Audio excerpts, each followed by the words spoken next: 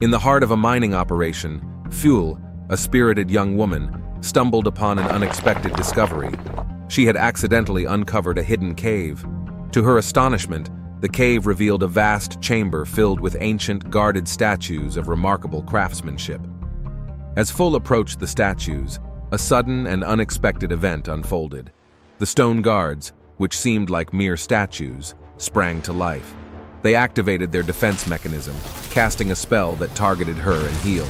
However, a quick-thinking Heel, adept in the ways of magic, shielded them from the magical assault.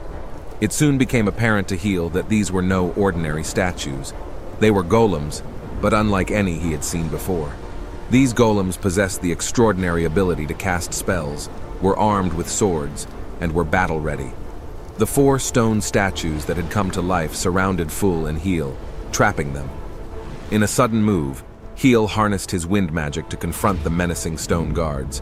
He unleashed a powerful gust of wind that shattered the stone creatures into pieces, effectively ending the threat. Full expressed regret for her impulsive actions, while Heel ordered Shell to alert everyone and suspend mining activities to ensure their safety. Among the rubble of the shattered stone statues, Full's keen eye spotted something shiny. She inquired if it was a golden stone, but upon closer inspection, she discovered it was a sorcery stone. Her disappointment was palpable. Suddenly, a mysterious figure named Mappa appeared seemingly out of thin air, surprising both Full and Heel.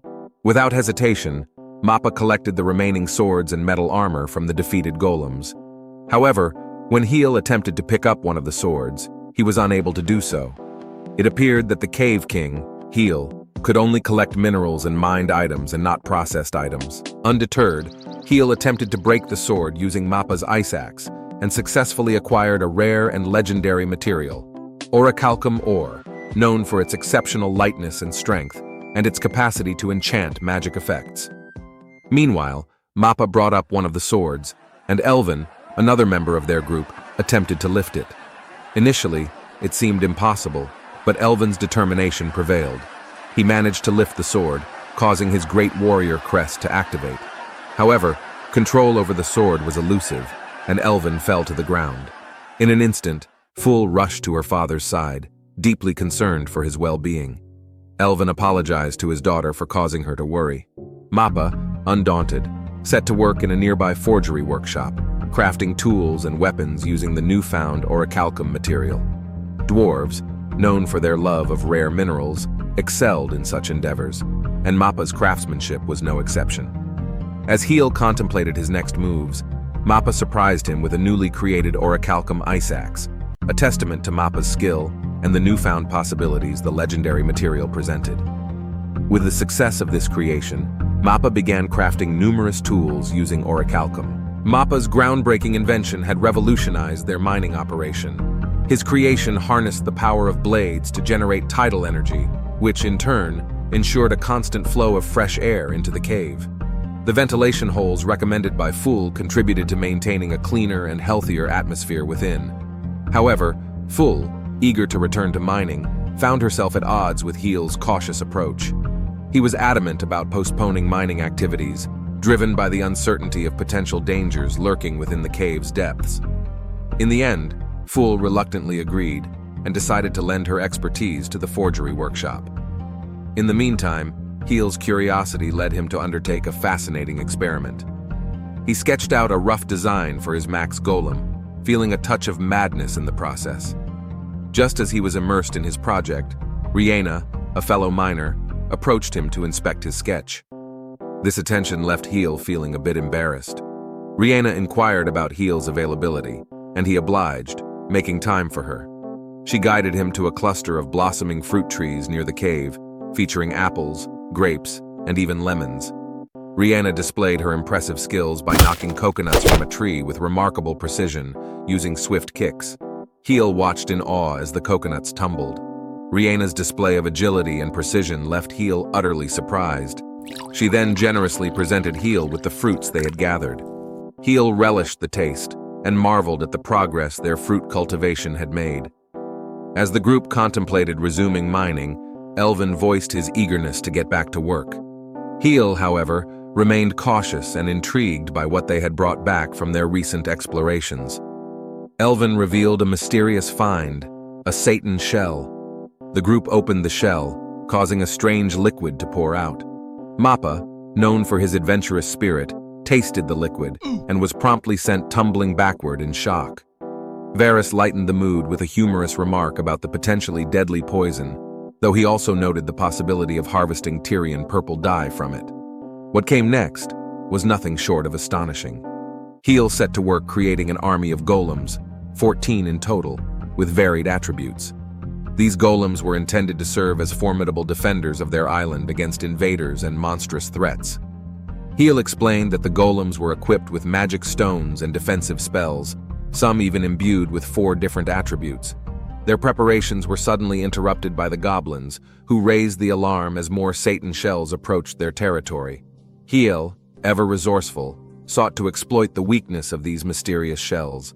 Varys informed him that they could withstand heat and cold, but were vulnerable to lightning. Inspired by this revelation, Heel decided to test his new golems against the encroaching Satan shells. With Rhaena, who possessed the power of lightning magic, at his side, they led the golems towards the impending showdown, determined to protect their island from the enigmatic threat. As the menacing Satan shells closed in on their position, Heel swiftly issued commands to his newly formed defensive line of golems. With the added firepower of Rhaena's remarkable lightning magic, they prepared for the imminent clash. Their well-executed defensive tactics proved successful, enabling them to fend off the threat posed by the relentless Satan shells. The combination of towering giant golems and Rhaena's impressive lightning magic left Heel beaming with pride and admiration.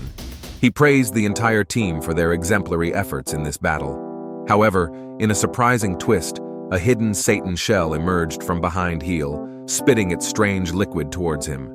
Without hesitation, Rhaena dashed to Heel's rescue, taking the brunt of the liquid attack upon herself. Elvin, with his quick instincts, promptly dealt with the remaining Satan shells, but Rhaena found herself immobilized, covered in the gooey substance. Heel, appreciative of Rhaena's selfless act, thanked her for her prompt cover, though he couldn't help but express his mild disgust at the situation. He rushed to find water to clean up. While cleaning the goo off, Heel stumbled upon a remarkable discovery. Nestled among the remains of the Satan shell's mouths was a beautiful pearl. Rhaena informed him that these pearls were incredibly rare and exquisitely pretty. In a spontaneous gesture, Heel suggested giving the pearl to Rhaena, envisioning it as an adornment that would enhance her beauty. Surprised by the unexpected offer, Rhaena blushed with embarrassment and declined, confessing that she wasn't quite ready for such a gift. Bewildered by the situation, Heel opted to keep the pearl for himself, realizing the complexities of the moment.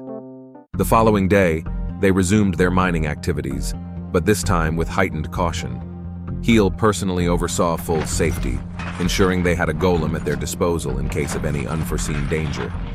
Meanwhile, Rhaena used the Satan shells they had defeated to prepare a delectable Satan shell full-course meal. The entire group relished the unique and exotic feast, savoring the fruits of their labor and reflecting on their remarkable journey in the cave.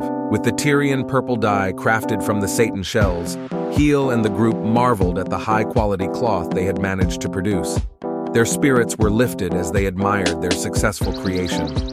However, their moment of satisfaction was interrupted when Elvin entered with a disturbed expression on his face.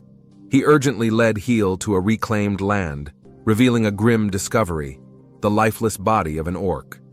Elvin explained that the seal on the corpse confirmed that it was from the tribe responsible for the destruction of their hometown. In response to this shocking revelation, a range of emotions surged among the goblins, and they began to strike and kick the orc's body. But their actions were brought to a halt when Princess Rhaena shouted for them to stop, stating that desecrating a dead person was a disgraceful act. She urged them not to act in the same way and entrusted Heel with the decision on how to deal with the intruders in their land. Rhaena apologized and offered Heel the authority to make the call. Grateful for her understanding, Heel thanked Rhaena and made an announcement. He acknowledged the deep-seated hatred the goblins felt, but expressed his desire to prevent a repeat of humiliating a corpse. He apologized for his selfish request, emphasizing that it was essential to contain their anger. Heel's humility and gesture of respect surprised everyone. They worried that he shouldn't have to bow his head. Heel, undeterred, turned to Varys and requested that he handle the burial of the orc. However, to his surprise, they soon discovered that this corpse was not alone. There were 20 corpses in total. Among them were not just orcs, but kobolds as well, a bitter enemy of the goblins. Heel was puzzled by their presence and wondered if the kobolds and orcs had fought among themselves. Elven found it highly unusual, noting that some of the wounds on the corpses seemed more severe than others. Heel speculated that they might have been attacked by something else entirely. Elven, while uncertain, suggested tightening their defenses and instructed the guards to keep an eye out for any approaching ships. Meanwhile, Rhianna and Heel scavenged the wreckage of the corpses, hoping to find something useful. To their surprise, they stumbled upon a chest with a lock. Heel skillfully unlocked the chest, and a pup jumped out, playfully approaching Heel. In a rather comical twist, the pup even relieved itself on Heel. Rhianna recognized it as a kobold and emphasized that the baby wasn't guilty of anything. She hoped that everyone would understand the innocence of the little creature, despite the tensions surrounding them.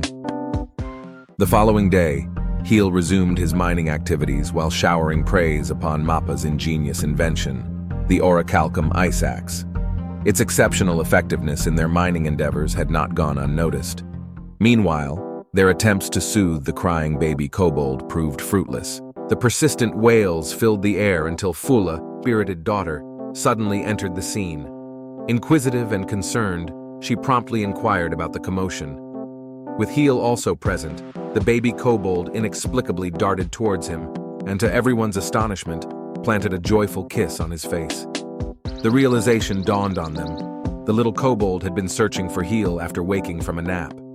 Rhianna, possessing a deep understanding of kobold behavior, explained that the baby may have imprinted on Heel, possibly making him a parental figure. Fula added that if the kobold had urinated on him, it might have been a marking of territory or a sign of affection. Varys chimed in, emphasizing that imprinting on others was a natural instinct for many creatures. As they explored the contents of the chest further, Varys made a remarkable discovery: a hidden compartment containing 3 books. These volumes included the history of the Twiberis tribe, the Tiberius Book of Techniques, and the Tiberius Scriptures. One of these books was identified by a white stone, marking it as a thought stone capable of projecting strong thoughts. To everyone's surprise, the thought stone suddenly emitted a radiant glow, creating a holographic image of a figure that materialized before their eyes. The mysterious apparition introduced herself as the queen of the Tiberius tribe, Alamina. In a heartfelt message, Alamina explained that the chest contained her newborn baby, and with her limited time, she disclosed the dire situation they were in. The Tiberius tribe was being pursued by the legendary beast, Leviathan, and after a grueling battle with orcs, they were left utterly exhausted and unable to fend off the impending threat. She made a desperate plea, requesting that they become the foster parents of her child. Alamina acknowledged the challenges her people had faced and the weight of their choice. In a final plea, she urged them to take care of her child and allow him to hear her last words someday. The emotional message left everyone stunned, and Elven wore a disappointed expression. Heel remarked that this revelation meant that someone was aware of the Tiberius tribe and their perilous circumstances. Fula disclosed that the Tiberius and Belden tribes had long been embroiled in a territorial war, sharing that her own brother had perished in that conflict. Varys, in a solemn moment, shared he had a brother who had also lost his life in the ongoing war. He clarified that he bore no ill will toward the baby kobold. With the weight of this decision pressing upon him, Heel resolved to take care of the young pup. Turning to the group for suggestions, he asked for a name for the kobold. Rhianna suggested the name Riel. Fula playfully chimed in with a sweet yet teasing remark, suggesting that the name was a combination of her name and Heel's, which resulted in an embarrassed blush from Rhianna.